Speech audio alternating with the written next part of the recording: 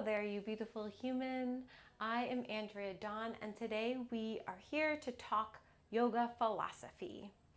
So we have been making our way through the Kleshas, and the Kleshas are described as obstacles or afflictions or the reasons why we suffer along our spiritual journey.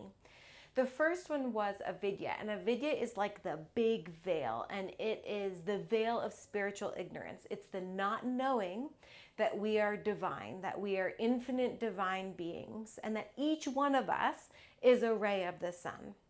And then we moved on to asmita, which was egoism or a sense of I amness that makes us feel separate. So while we know that there is a healthy ego, this is the part of the ego that is not healthy.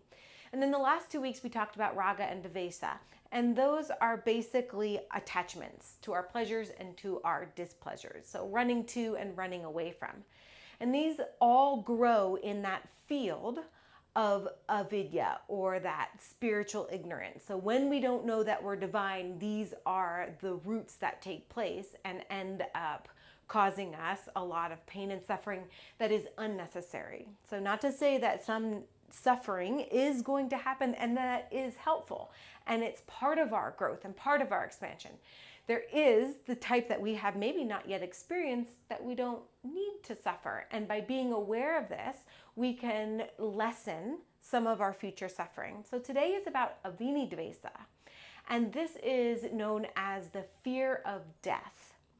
And so each week I like to contemplate and to come up with my own interpretation of whatever the philosophy topic is, so that it can really feel like it's part of my yoga living practice and that I can really embody that. And it feels like I'm not just taking what other people have to say as truth, but I'm hearing what other people have to say, not necessarily accepting or rejecting it, but then coming into my own. So this is all about the fear of death. The kleshas, or the obstacles we face on our spiritual journey, begin with the ultimate veil of avidya, or the not knowing that you are divinity in form.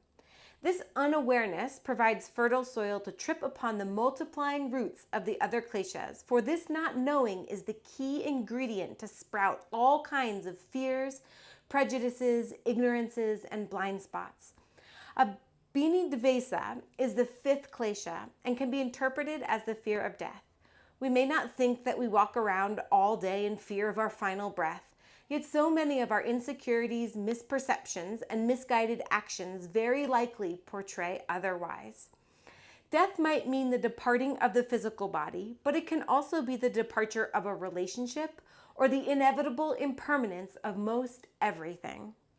Our culture likes to ignore death. We shove it into our back pockets, disregard it, dismiss it, and generally do not deal with it until we are faced with a terminal cancer diagnosis or an open heart surgery. I am in no way downplaying the hardship and the pain of death. I am not justifying tragedy or injustice. What I am contemplating is the consideration that death could be a spiritual birth, and that birth could be a spiritual death of sorts.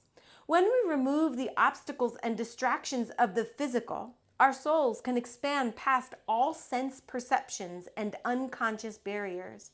Therefore, death could be considered life's greatest gift. On one hand, we know we get to go to the limitless unknown, be dazzled beyond our wildest dreams. And on the other hand, we also know that our time here is limited and precious, and thus we might as well make the most of it. I propose we acknowledge our own mortality daily. I might very well die tomorrow, so how will I make today the absolute most epic day of my life? How can I love more and stress less, forgive more and judge less, play more and compare less, serve more and complain less? What if instead of fearing death, I could trust in death, of which ultimately gives me a more profound life? And I think that part of simply acknowledging we know we will die. We don't know many things. We think we know a lot of things, but we really don't. We know that we're alive and breathing in this moment, and we know we're going to die. And so by acknowledging that and trusting in that versus fearing in that can give us more curiosity, more energy, more excitement about what today has to hold, because it very well might be our last. It's always a blessing, honor, and privilege.